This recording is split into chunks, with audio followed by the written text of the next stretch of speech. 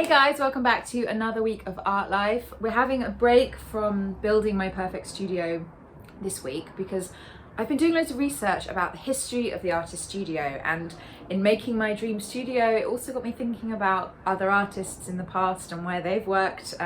Yeah, it's quite an interesting subject, so I think this week's going to be a good one. I'm Jessie. I've been a full-time artist for 10 years and thought it about time I start sharing my painting techniques and adventures. Subscribe to join me every week for a window into my art life. So for me as a landscape painter, nature, plein air painting was my studio. I often found London was quite expensive for studio space, so I could never really afford to have a big amount of space that would hold my massive paintings in the city. So I used to just have a studio where I could find one. Artists in history would often do the same. They would band together and form collaborations in a way to kind of pool funds to have a studio together, to bounce off each other as a group. It's actually started though in the 17th century Renaissance, because the workshop was the original artist studio. The workshop became the original art business actually. So artists would get apprentices, often teaching, showing their skills, imparting their skills, but also they'd get their students to basically replicate their work and they would sell it for vast amounts of money. So having a studio was actually good business. When I lived in Florence, one painting by Andrea del Verrocchio particularly stood out for me because he was Da Vinci's teacher, but he got Da Vinci, his student, in the painting Baptism of Christ, to do the bits he didn't want to do. So you can see that Da Vinci was known for his sfumato style. Already he was developing his own way of doing things, which I prefer, the softness and translucency of the water in this painting, the more delicate smokiness of the angel's face and hair. It's clearly a different artist painting this picture, and once you know that it's two different artists, you can see it like a patchwork. But at the time it was common practice for apprentices to just work on their master's paintings, and that's how they learned. Sometimes I wish you could still learn like that, because I imagine so many skills are sort of lost nowadays because we don't go through that rigorous training when we do like a typical art MA or BA. You can do atelier schools, but nothing like you would have got in the Renaissance. Using your students to finish paintings when you're too busy, I mean, that would be amazing for me if I could just have lots of like apprentices and interns to do the bits I didn't want to do. But you can see the way schools of studios, schools of workshops they were just good for business. So it's how it originated. So the more I research the history of the artist studio, the more it comes across that the studio space inherently is a performance space, a theatre. It can show status, it can be associated with many artists, or it can be a way for an artist to basically platform themselves to galleries. It creates a space for people to come and visit an artist's in their own world, and often it helps you understand their practice in a different way than just seeing something on a white wall in a gallery. You can come and see their process. It helps you to understand them. John Baldessari in 1971, in his essay The Function of the Studio, he rejects this space. He destroyed a lot of his work and then called it his post-studio work. He found it was purgatory, that I think he called it the space of ossification, which is interesting because some people maybe find studios that they can be quite oppressive. They have way too much kind of structure, and they can just hold your work back from maybe sometimes it being quite free and quite expansive. So not everybody loves the art studio. So studios used to be called bottegas in the Renaissance, a space for craftsmen to create.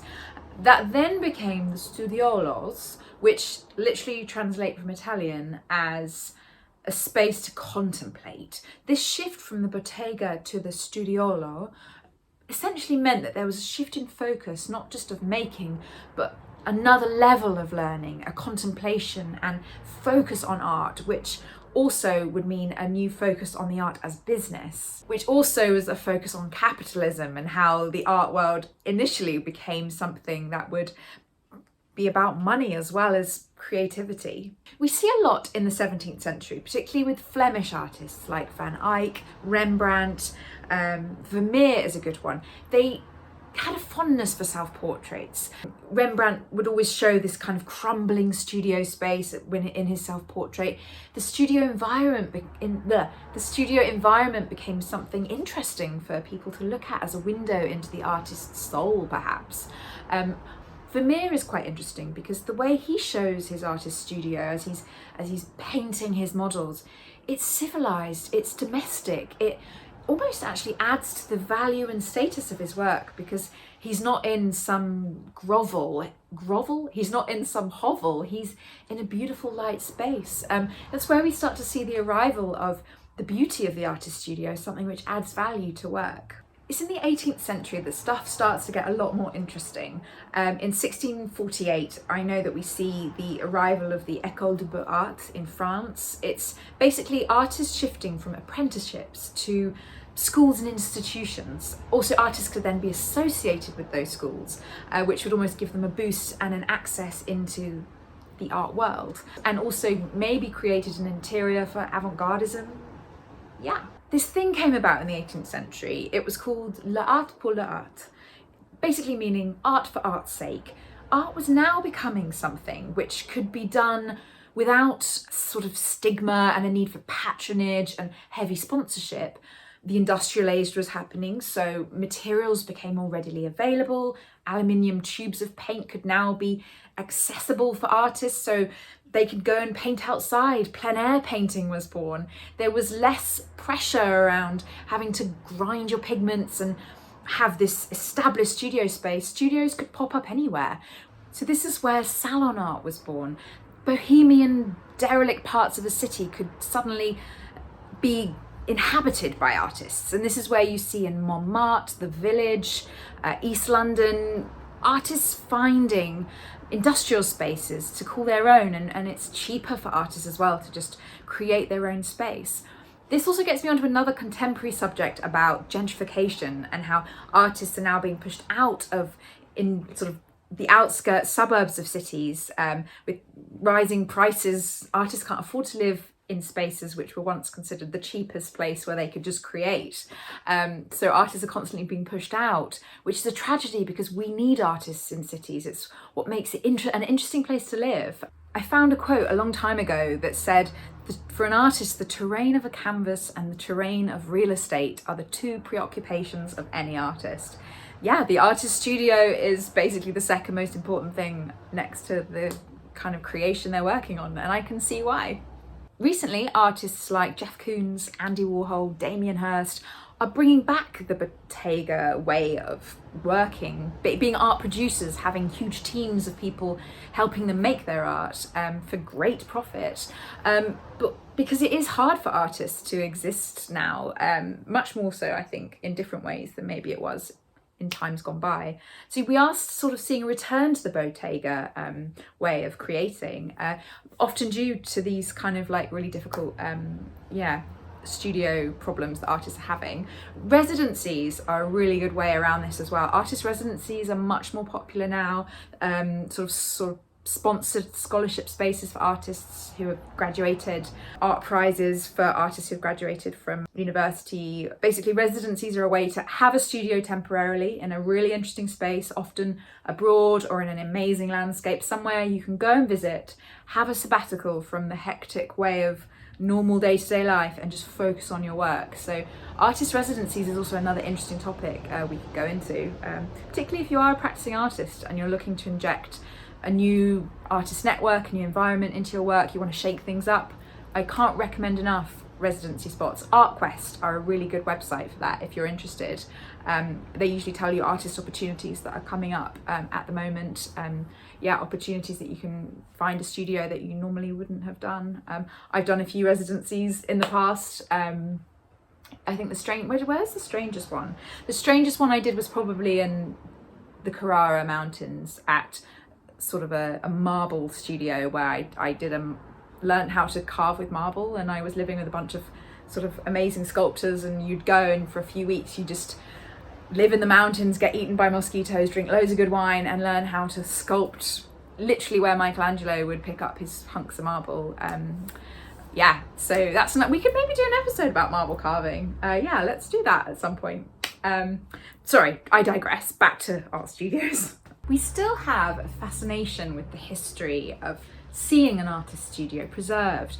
I think with Francis Bacon, the Henry Lane Gallery have actually preserved his entire studio meticulously. I think they brought in archaeologists, curators, like a whole team of people to get the studio exactly as it was. Similar things have been done. You can visit Monet's studio and sort of walk through his water lilies and sort of imagine how, you know, it's a museum now, but you can imagine how he would create. There's lots of photo documentation of artist studios. Pablo Picasso was amazing for this at the Museo de Picasso in Antibes in the south of France, which is an amazing museum. It's like €5 to get in. It's overlooking the Mediterranean. It's the coolest art gallery museum for Picasso if you can get out there with COVID and you're ever in the area, do go there. But it was a chateau where he stayed and used it as a studio, and then it turned into the museum for him. It's like a shrine to him. You can go through different parts of the museum and see photographs that his partner took of him intimately,